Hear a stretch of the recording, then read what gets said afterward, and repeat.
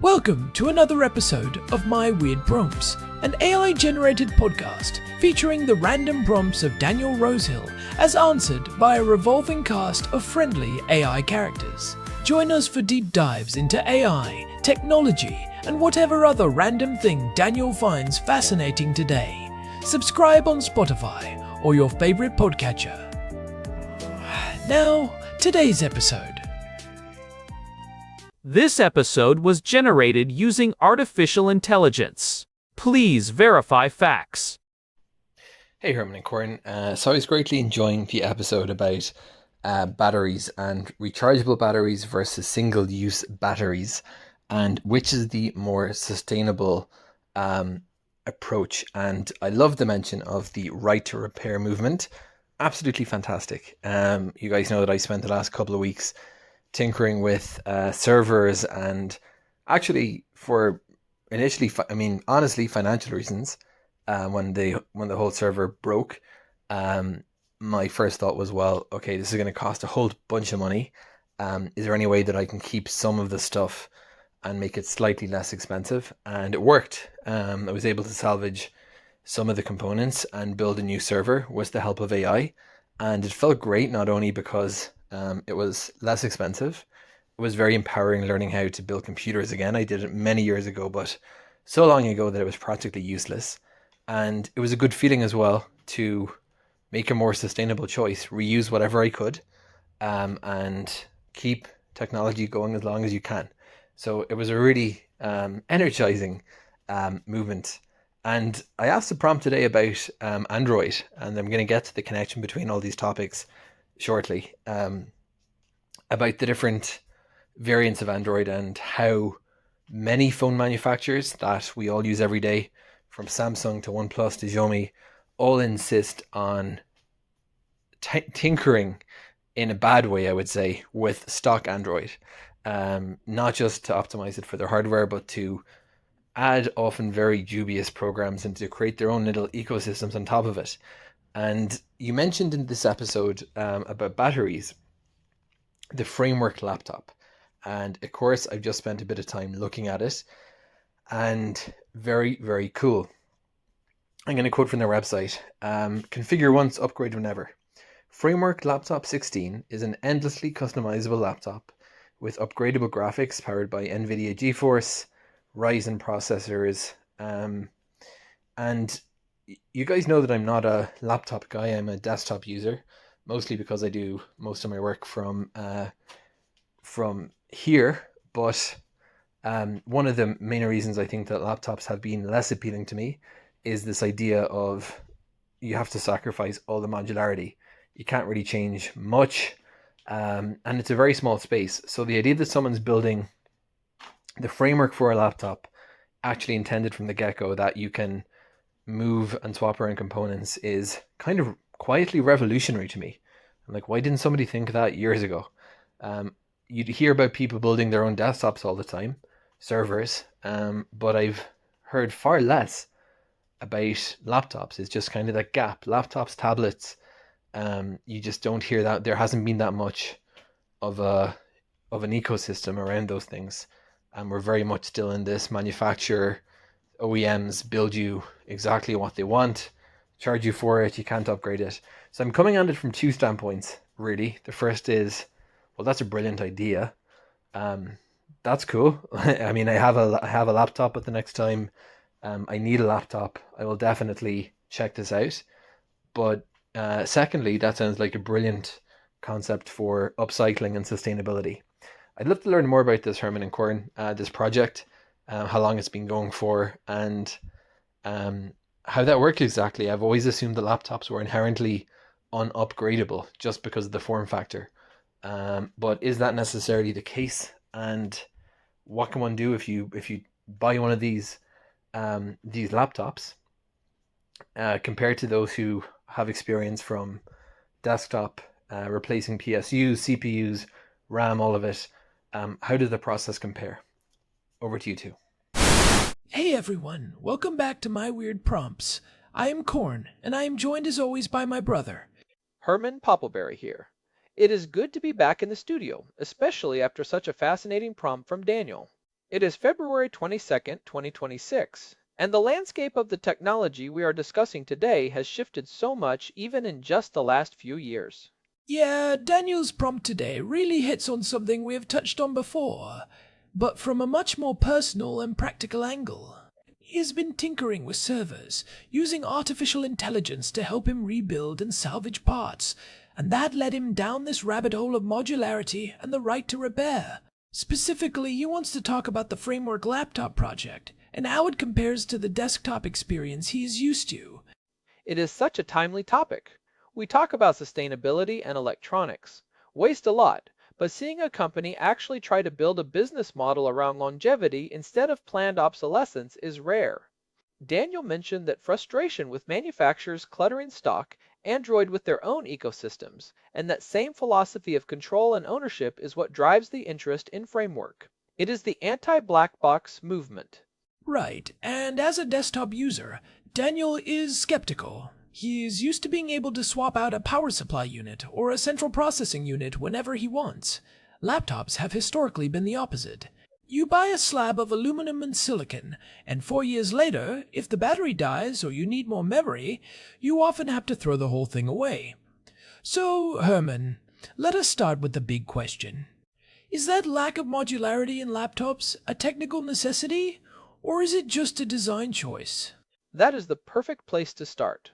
For a long time, the industry line was that to make laptops thin, light, and efficient, you had to solder everything. If you want a device that is less than 15 millimeters thick, you cannot really have bulky sockets for the random access memory or the storage. Sockets take up vertical space, what engineers call the Z-height. Soldering components directly to the motherboard allows for a much tighter layout and better thermal management in a cramped space, because you can put heat pipes directly over the chips without a socket in the way. But is that actually true? Or is it just a convenient excuse for original equipment manufacturers to force you into a new purchase? I mean, we have seen laptops get thinner and thinner, but at what cost to the user? It is a bit of both. There is a genuine engineering challenge in making things modular while keeping them portable. But as Framework has shown, it is not an impossible challenge. It is a choice of priorities. Most manufacturers prioritize a 1 millimeter reduction in thickness over the ability for a user to swap their own battery. Framework decided to prioritize the user's ability to repair and upgrade, even if it meant the laptop was a tiny bit thicker than the thinnest MacBook Air. They proved that the necessity of soldering was actually just a preference for aesthetics and manufacturing margins. So let us talk about the Framework project specifically. How long has this been going on? Because it feels like they have suddenly become the poster child for this movement. They really have. The company was founded in early 2020 by Nirav Patel, who was actually one of the founding members of Oculus. He saw the waste in the consumer electronics industry and wanted to create a longevity company. They launched their first product, the Framework Laptop 13, in 2021. Since then, they have expanded into a 16-inch model and have gone through several generations of processor upgrades, from the 11th generation Intel chips all the way up to the latest Core Ultra and AMD Ryzen series we are seeing here in early 2026. What makes them different is that they did not just make a laptop that is easy to open. They made a laptop that is designed to be changed. I love that distinction. Most laptops are built to be assembled once in a factory. If you open them, you're fighting against glue, proprietary screws, and fragile ribbon cables. How does Framework actually handle the modularity? Daniel mentioned the configure once, upgrade whenever philosophy. The core of the Framework design is the expansion card system. This is probably the most visible and clever part of the laptop. Instead of having a fixed set of ports on the side of the laptop, like 2 universal serial bus Type-C ports and 1 high-definition multimedia interface port, the laptop has 4 or 6 recessed bays. You buy these little expansion cards that are essentially specialized dongles that slide into the chassis and sit flush. They use a USB-C interface internally to connect to the mainboard. So if I want 4 USB-C ports today, but tomorrow I realize I need a display port and a microSD card reader, I just swap the cards? Exactly. You just push a button, slide the old one out, and slide the new one in. No tools required for that part. It solves that classic laptop problem where you are stuck with whatever ports were popular the year you bought the machine. If a new standard comes out, like the newer high-speed SD Express cards we are seeing now, you just buy a $20 card instead of a $2,000 laptop. They even have community-made cards now, like tiny LED matrices, or even a miniature drawer to hold your spare SIM cards. That is the external stuff, though. Daniel's experience with his server was about the internal components. He mentioned the power supply unit, the central processing unit, and the random access memory. How does Framework compare to a desktop build in that regard? This is where it gets really interesting for someone like Daniel. In a standard desktop, you have a motherboard, and you plug the CPU into a socket, the RAM into slots, and the storage into M.2 or SATA ports. In the Framework Laptop 13, the RAM and the storage are exactly like a desktop. They use standard SODIMM slots for memory and a standard M.2 slot for the solid-state drive. You can buy the laptop as a DIY edition, which comes without those parts, and you can bring your own, just like Daniel did with his server. Wait, so I can just go to a computer store, buy a stick of RAM, and it will work? No proprietary Framework certified memory? Exactly. It is standard off-the-shelf hardware. Now, there is a new standard called CAM2 that some manufacturers are starting to use in 2026, which is thinner than SODIMM but still replaceable. Framework has been watching that closely, but for now, they stick to the most accessible standards. The CPU, however, is where it differs from a desktop. In the laptop world, almost all modern mobile processors are what we call BGA, or ball grid array. They are soldered directly to the motherboard. You cannot just pop a laptop CPU out of a socket like you can on a desktop motherboard because the sockets themselves would be too thick for a portable device. So, if the CPU is soldered, how does Framework claim it is upgradable? That sounds like a contradiction. They make the entire mainboard swappable. The mainboard contains the CPU, the cooling system, and the interface for all the other components. When a new generation of Intel or AMD processors comes out, Framework releases a new mainboard. You unscrew the old one, move your RAM and storage over to the new one, and screw it back into the same chassis. It is essentially a brain transplant for your computer. That sounds like a lot of waste, though. If I am replacing the whole motherboard just to get a new CPU, am I really being more sustainable than just buying a new laptop? That is a great question, and it is something Framework thought about from the beginning. When you upgrade your mainboard, you are left with a perfectly functional, albeit older, computer on a board. Framework actually released the design files for a small case that you can 3D print or buy from them that turns that old mainboard into a standalone small form factor desktop computer. They even partnered with Cooler Master to make a high-quality version of this case. Oh, that is brilliant. So your old laptop guts become a home server or a media center for your TV, while your laptop gets the brand new brain. That perfectly matches Daniel's server building hobby. Exactly. It mirrors Daniel's experience of salvaging parts. Nothing has to go to the landfill as long as the silicon is still functional. You are essentially cascading the technology down to less demanding roles in your home. And because the mainboard has all the ports via those expansion cards, it is a very capable little desktop. In fact, some people buy just the mainboard to use as a controller for arcade cabinets or custom robotics. Let us talk about the comparison Daniel made to the power supply unit. In a desktop, the PSU is this big box with a bunch of cables.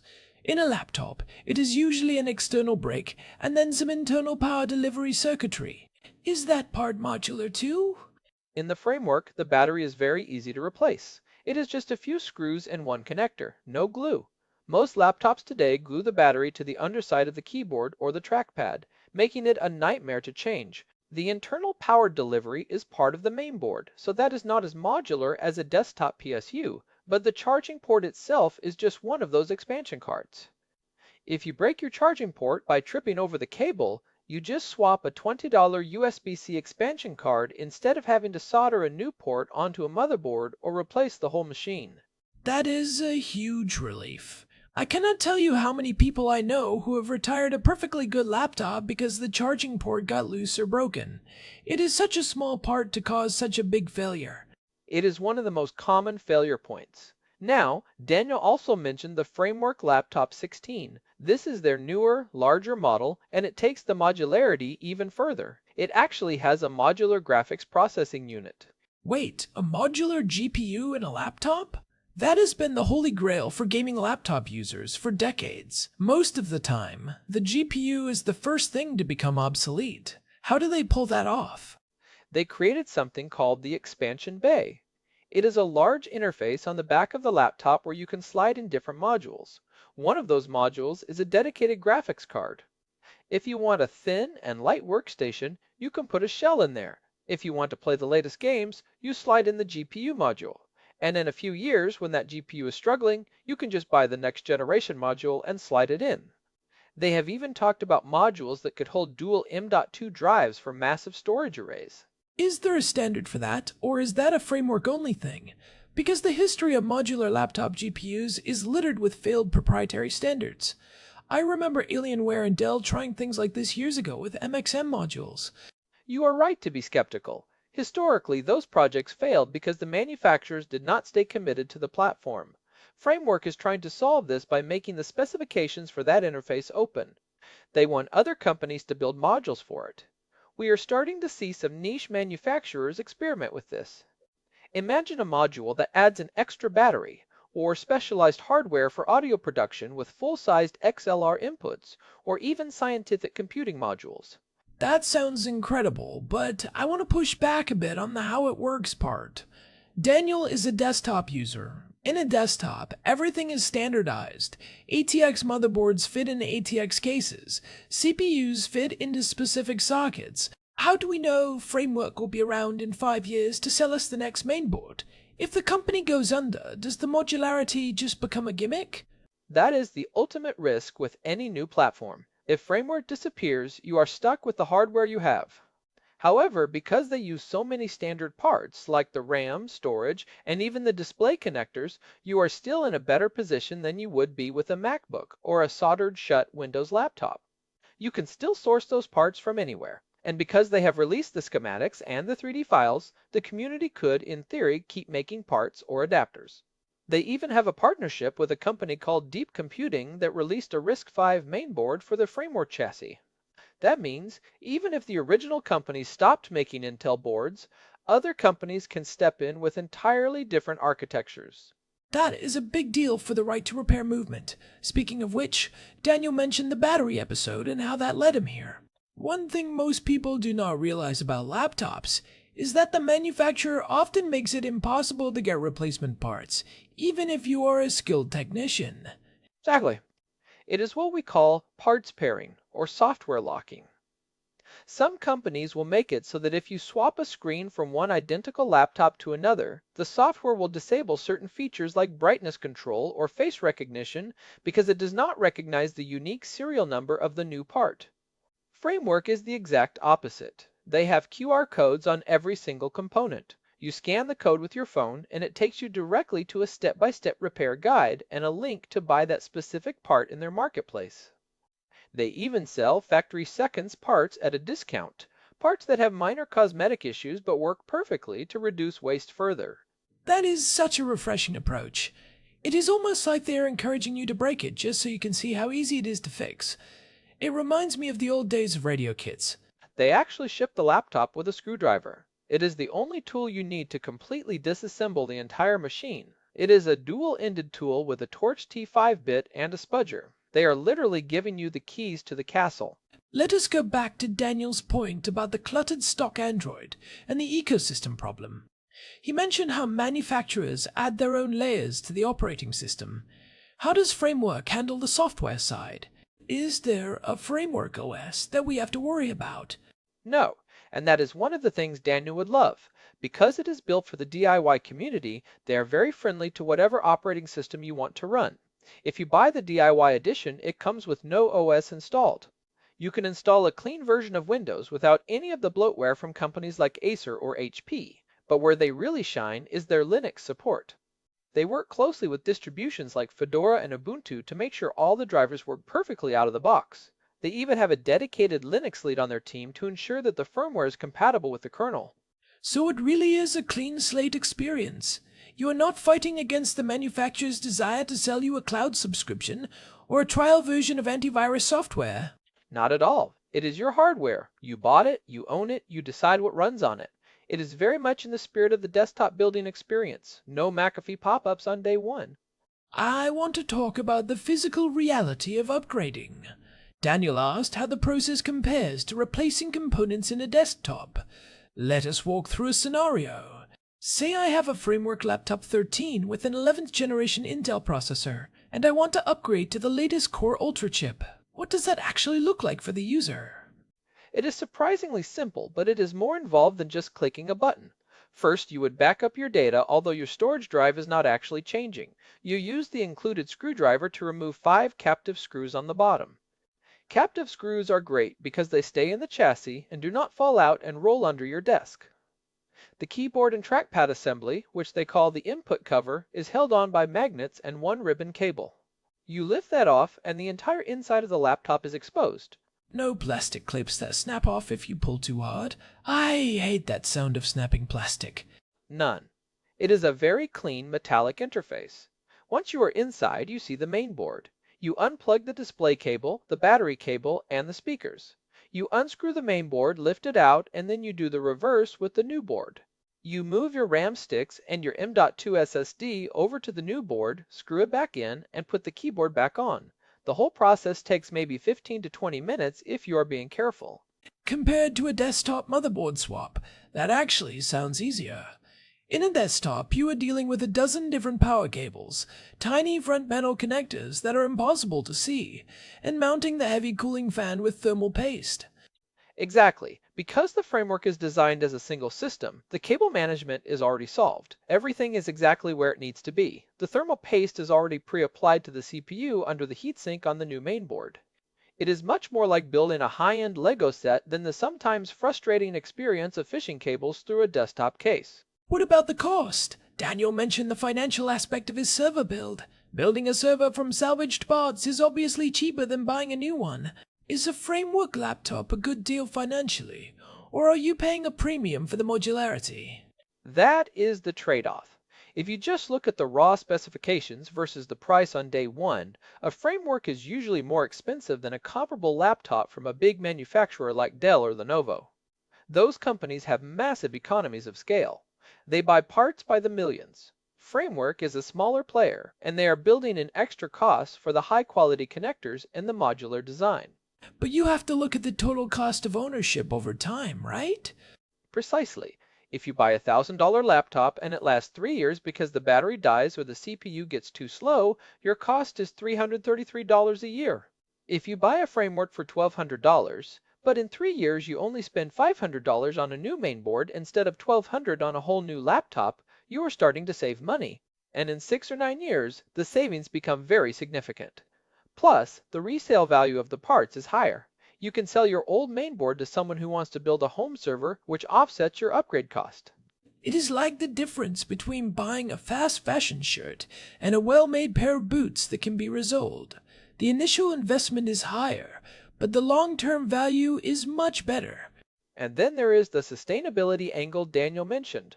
The most environmentally friendly computer is the one you already own. By only replacing the parts that are actually obsolete, like the processor, and keeping the screen, the aluminum chassis, the keyboard, and the speakers, you are drastically reducing the amount of electronic waste you generate. The chassis is made of 75% post-consumer recycled aluminum, and the speakers are made from 30% recycled plastic. I wonder about the display, though. In a desktop, your monitor is separate. You can keep a great monitor for 10 years while you go through 3 different computers. In a laptop, the screen is attached. Can I upgrade the screen on a framework? Yes, they recently released a new 2.8K resolution display with a 120 Hz refresh rate and much higher brightness. If you have the original model with the 60 Hz screen, you can just buy the new screen, unscrew the bezel, which is also held on by magnets, and swap the display panel. It uses a standard 40-pin EDP connector. They even have a matte screen option if you hate reflections. That is incredible. They are essentially decoupling the different life cycles of computer components. The screen might last 6 years, the keyboard 4 years, and the CPU 3 years. You can replace each one on its own schedule. It is the first time we have seen this work at scale in a laptop form factor. Now there are some downsides that Daniel should be aware of. Because it is modular, it is not as structurally rigid as a unibody book carved out of a single block of aluminum. There is a little bit more flex in the chassis because it has to be able to come apart. It is still very sturdy, made of milled aluminum, but it does not have that hewn from a single rock feel. That makes sense. You lose some of that industrial jaw feel in exchange for the utility. And the battery life, while good, often lags slightly behind the very best integrated laptops. When you have a modular system, you have more connectors and more separate components, which can lead to slightly higher power draw than a highly optimized, fully integrated system on a chip like Apple's M series. In those systems, the RAM is literally on the same package as the CPU, which is incredibly efficient but impossible to repair. That is a fair trade-off for many people, especially those like Daniel, who are coming from the desktop world where thin and light isn't the primary goal. Exactly. For a desktop user, a laptop that is slightly thicker but fully repairable feels like a miracle, not a compromise. Now, I want to talk about how Daniel used AI to help him with his server. That is a huge part of this new maker era. Right. He mentioned that AI helped him rebuild and salvage parts. How do you see AI playing into the framework or modularity ecosystem? It is a game changer for troubleshooting. Imagine you are trying to upgrade your main board and something goes wrong. Instead of searching through forums for hours, you can feed a photo of your motherboard to a multimodal AI and ask, is this ribbon cable seated correctly? Or you can ask it to parse the technical schematics that Framework provides to find the exact voltage of a specific pin. It lowers the barrier to entry for people who are intimidated by hardware. So the AI acts like a digital mentor, sitting over your shoulder while you work on your laptop. Precisely. It can help you find compatible parts on the secondary market, or even help you write the code for a custom expansion card.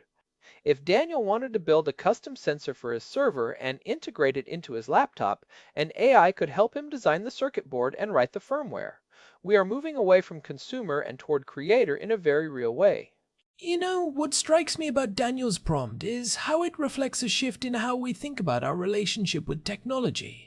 For the last 20 years, we have been moving toward a black box model. You buy a device, you use it, you don't understand how it works, and when it fails, you give it back to the company or throw it away. Daniel rebuilding a server with AI is the opposite of that. It is taking back control. It really is. And the Framework project is the hardware equivalent of that mindset. It is saying that the user is capable and should be allowed to understand and modify their own tools. There is a certain psychological satisfaction in knowing exactly what is inside your machine. If it starts making a weird noise, you don't have to take it to a Genius Bar and wait a week for them to tell you it can't be fixed. You just open it up and look. You're the master of your own silicon. I want to touch on the misconception busting part of our show. One thing I often hear is that modular electronics are too complicated for the average person. People say, oh, my mom could never swap a mainboard. What do you think about that, Herman? I think that is a patronizing view of users. No, maybe not everyone wants to swap a mainboard, but everyone wants to be able to fix a cracked screen or a dead battery. By making the hard stuff possible, Framework has made the easy stuff incredibly simple. My mom might not want to upgrade her CPU, but she could definitely slide in a different expansion card to get an HDMI port for a presentation. And if she did need a repair, she could take it to any local shop, and they would be able to fix it in minutes because the documentation is open. And even if you don't do the repair yourself, the modularity makes it easier for a local repair shop to do it for you. They don't have to spend 3 hours fighting through glue just to get to the battery. That lowers the cost of repair for everyone and supports local businesses instead of just the manufacturer's authorized service centers. Absolutely. It supports a whole ecosystem of local technicians. Now, Daniel also asked about how long this has been going. We are currently about 5 years into the Framework journey. The big test for them is happening right now. Can they maintain the compatibility across many more years? So far, they have been incredibly consistent. A main board from 2026 fits into a chassis from 2021. That is a level of commitment we haven't seen in the tech industry in a long time. Usually, companies change the screw layout or the connector type every 2 years just to force you to buy a new case. It reminds me of the old ThinkPads, back before they were bought by Lenovo. They had a reputation for being tanks that you could fix with a single screwdriver. Framework feels like the spiritual successor to that, but modernized for the thin and light era. It really does. And for someone like Daniel, who is already comfortable with server hardware and using AI to guide him through complex tasks, a Framework laptop would be a playground. Imagine using an AI to help you design your own custom expansion card. Since the specs for the expansion cards are open source and available on GitHub, you could literally build a specialized piece of hardware that fits into your laptop's port. Wait, people are actually doing that? I thought you were just being theoretical. Oh, people are definitely doing it. The community has made all sorts of weird expansion cards. There is one that is a tiny vacuum cleaner for your keyboard. There is one that adds an old-school serial port for industrial equipment. There is even one that has a tiny OLED screen to show your system stats or a scrolling marquee. Because the interface is just USB-C, anything you can dream of can be turned into a card. It is the ultimate expression of weird prompts in hardware form. That is the ultimate weird prompt, right there. Design me a laptop port that does something nobody else's does. I love the idea of a tiny vacuum card. Exactly. So, Daniel, to answer your question about whether laptops are inherently unupgradable, the answer is a resounding no. They were made that way by corporate choice, not by the laws of physics. Framework has proven that you can have a modern, high-performance laptop that respects the user's right to tinker, repair, and upgrade. It is a desktop experience in a portable form factor. It feels like we are at a bit of a turning point, with the European Union passing new laws about battery replaceability, which are set to take full effect by 2027, and the right to repair gaining momentum in the United States, with states like Oregon and Minnesota passing strong laws. Even the big manufacturers are starting to take notice. They are. We are seeing companies like Valve with the Steam Deck making parts available through iFixit, or even some of the newer Dell models making the battery screws more accessible. But Framework is the only one who has built their entire identity around it. They aren't doing it because a law told them to, they are doing it because they think it is a better way to build computers. They are leading by example. I think that is a perfect place to wrap up the technical side of this. Daniel, your experience with the server is exactly the kind of maker energy that keeps this show going. Reusing hardware and finding new ways to make it work with the help of modern tools like AI is the perfect blend of old-school sustainability and new-school tech. It is about being a participant in your technology rather than just a consumer of it. And if you do end up getting a Framework, let us know how that upgrade process feels compared to your desktop. I would love to hear if it actually satisfies that itch to tinker. I suspect that once you realize you can swap the keyboard for one with a different layout or change the color of the screen bezel in 30 seconds, you will be hooked. Definitely. Before we go, I want to remind everyone that if you are enjoying these deep dives into the weird and wonderful world of tech and human AI collaboration, we would really appreciate it if you could leave us a review on your podcast app or on Spotify. It genuinely helps other curious people find the show and keeps us motivated to keep digging into these prompts. It really does. We love seeing the community grow and hearing your perspectives on these topics. We have been doing this for a while now, and the prompts just keep getting better and more complex. You can find all of our past episodes, including the one on batteries and the right to repair that Daniel mentioned, at myweirdprompts.com. We have an RSS feed there for subscribers, and a contact form if you want to get in touch with your own weird prompt. You can also reach us directly at show@myweirdprompts.com. We are available on Spotify, Apple Podcasts, and pretty much everywhere you listen to podcasts. We try to keep the website updated with links to the tools and projects we discuss, so check the show notes for links to the Framework Marketplace and the Cooler Master mainboard case. Thanks again to Daniel for sending in such a great prompt. It gave us a chance to look at the future of the devices we use every day and how we can make them last a lifetime instead of just a few years. Until next time, I am Herman Poppleberry. And I am Corn. This has been my Weird Prompts. Thanks for listening, and we will talk to you in the next one. Goodbye, everyone. Keep tinkering. This episode was generated using Gemini Flash 3. Text-to-speech engine was Chatterbox.